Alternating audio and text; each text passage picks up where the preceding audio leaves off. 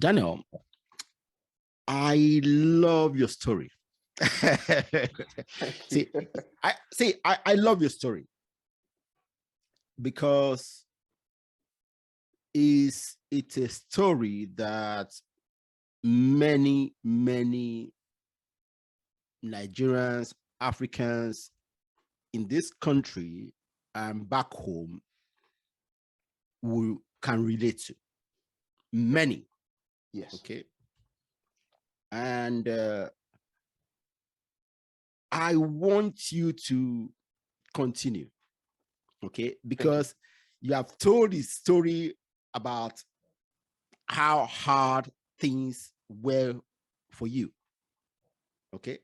Now I want you to push forward and tell us from there to now how you got here, because I can already see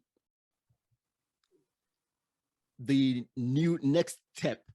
Okay, I don't know how you got into it, but it's very, very important for young people to realize that it doesn't really matter where you're coming from.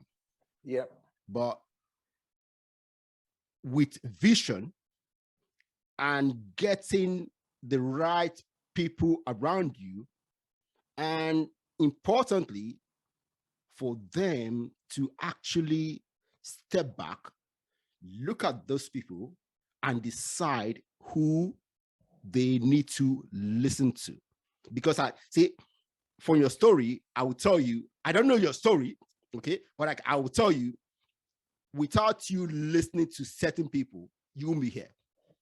Sure. Okay, so please tell us that story. Fantastic. Thank you so much for that. Yes, you're very right. So I got at that point where I started as an Uber driver because I wasn't employable or I never really had a proper job and stuff like that. For me, I think this is where it's important to understand one thing: storms and seasons. Not every storm that blows and blows so heavy where there is no hope has come to destroy. Okay.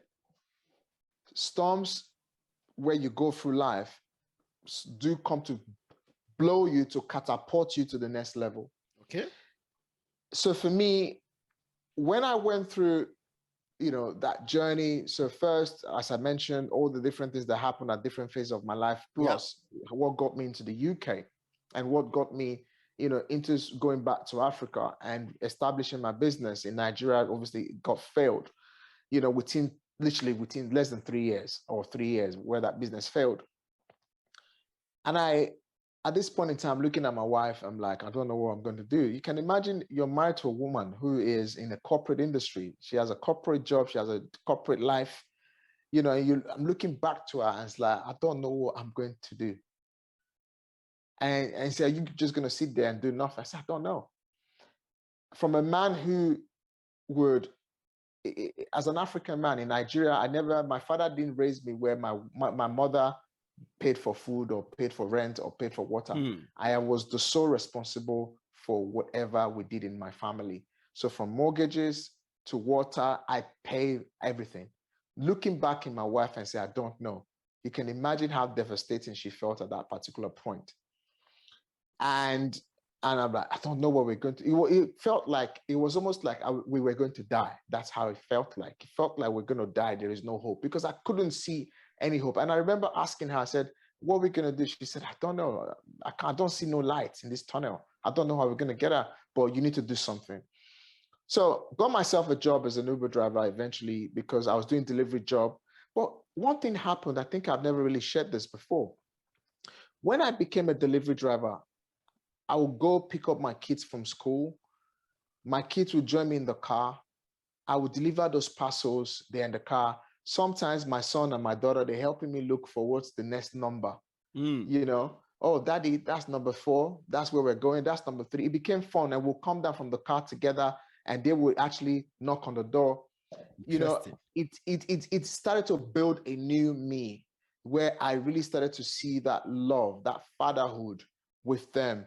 All right. This, I started to really bond with them because before then I was always traveling back Yeah. home Mm-hmm. and stuff. So I started to really bond with them.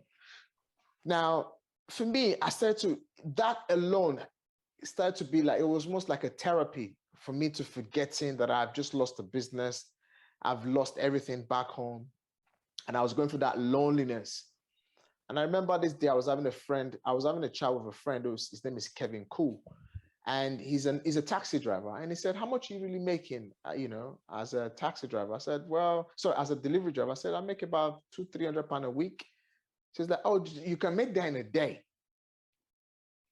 but you have to drive. Go and get a taxi driver license. And that was what got me into Uber.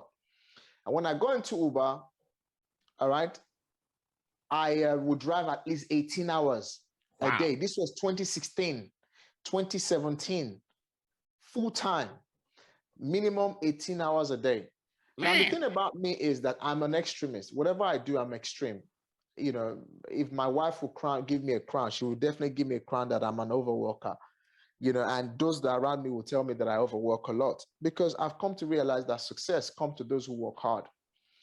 So at the time I was driving my Uber, I'm working so hard just to make ends meet because I had already created a lifestyle for myself because I did have a business that grew to £150,000. It was quite substantial business. It was great business. It was good business. And not being able to just settle for less. I'm driving about 18 hours. Sometimes I have my reflections. I will speak to myself as Daniel. I'll speak in my local dialect to myself. Daniel, now you be this. Hi, man. Now you be this. What's happened? I question myself. I went into depression, serious depression. For 2 years, I couldn't sleep. For 2 years, I couldn't be at peace with myself. Series of divorce attempts with my wife. I was placed on the highest of amitriptyline, antidepressant dose. But one thing was working, God. I'll pray, read my Bible, I'll pray, not the holiest of holies, but just pray. I'll pray, I'll go to church on a Sunday, go to weeks, once every while, every now and then I'll go to my weekly services. And I remember this day I was dropping someone off in Stansted Airport. I was driving to London and I felt drowsy while I was driving and I wanted to sleep. And I found the next service station and I pulled over into the next service station. I decided to take a nap.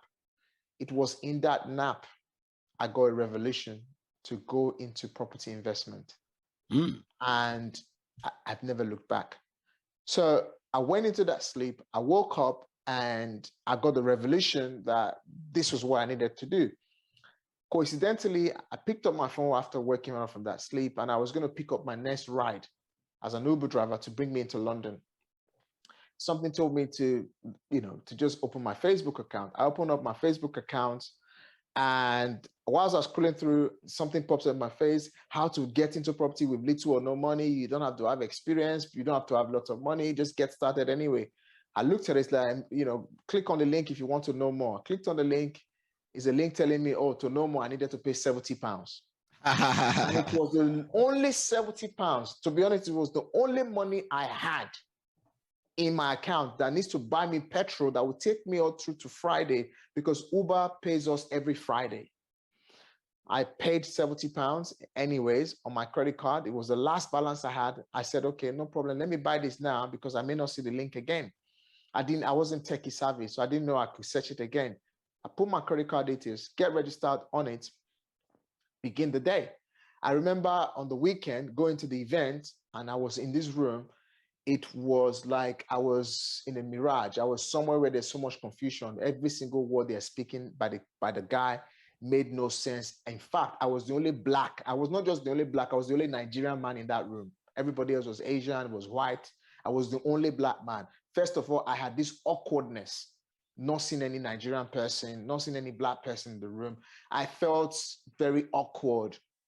You know how it can be. I'm intimidated. I've been in this country till 2016. I've never really mingled with people outside Niger. I've never really mingled around, other ethnicity apart from the corner shop guy who hold the off license in my role that knows me. Yeah. I've never really had any other kind of friends like that. But my wife does, because my wife was born and raised here. So I've never personally made a friendship. And I'm in this room, the guys are asking me, unions, like, guy, I'm new, but I don't know what you guys are talking about. Everything made no sense. They're talking about BRR, buy, refurbish, refinance. They're talking about rent to HMO, self-accommodation. They're talking about property investing, how you can borrow properties from people and how you can repurpose that property. Nothing made sense. Anyway, cut long story short, with a leap of faith, the guy finished presenting. I said, he's inviting us for a 3 days seminar, in a different location. Now you have to pay again. I'm like, okay, no problem. I'm going to do it. I raise up my hand. I make a little commitment. Then I put in a process to pay later. Then I go to church on Sunday. I'm picking up my friend from church and like dropping him off at home before going for my Uber drive on the Sunday. And I'm talking to him, I've just been to this event, in central London. I'm going to go and do property. I'll soon quit Uber. Bro, man, this time next year, I'm not going to be driving Uber again. The guy looked at me and said, guy, that thing where you talk so. You want to dig your grave? Now scam. It doesn't work. I'm like, so this is me having a very high spirit. I'm boosted up. I'm so fired up now because I've made some commitment. £100 was a lot of money. So I've spent £70. I've made another extra commitment for the 3-day seminar the guys inviting me for. And I'm like, this guy just told me it's a scam. Have I been scammed? But anyway, with the leap of faith, I find my way around it, worked even more during that couple of weeks, raised the balance money, paid the guy, went to the 3 days event. The first thing he said on the first time for a couple of hours in the networking event, and the second thing they're saying now in this room, some things I'm trying to make more sense now. And I'm like, what next? I've got the information now. Let me go and do it. But he said, oh, I need a little bit of a help. If you do need to have access and you want to come back to me every now and then, let me mentor you. Imagine I went to University of Benin. I read sociology and anthropology. To be honest, I only thought mentorship was maybe from your dad or your mom. That's it. I never really understood correctly what mentorship was. And this guy is now asking me to pay to mentor. I'm like, are you okay? And in my mind, I'm like, okay, I see where my Nigerian guy was talking to me about. It's a scam. It's a scam. Yeah. And that was it. And I was like, okay, regardless, anyway, I'd rather be scammed of the next amount than to remain a taxi driver, because at that time, it's like something that's now stirred up in my spirit that now tells me this is the way. But at that time, it still did not make sense that it was God leading me somewhere. I wasn't aware where the mission would be, whatever will happen. But cut long story short, I took the leap of faith again. I started working with this guy very quickly. By the end of 2016, I learned. 2017, I then put the relationship, the information, and the connection I had built. I found properties according to exactly how I've been taught. I find somebody else, I explain everything to them.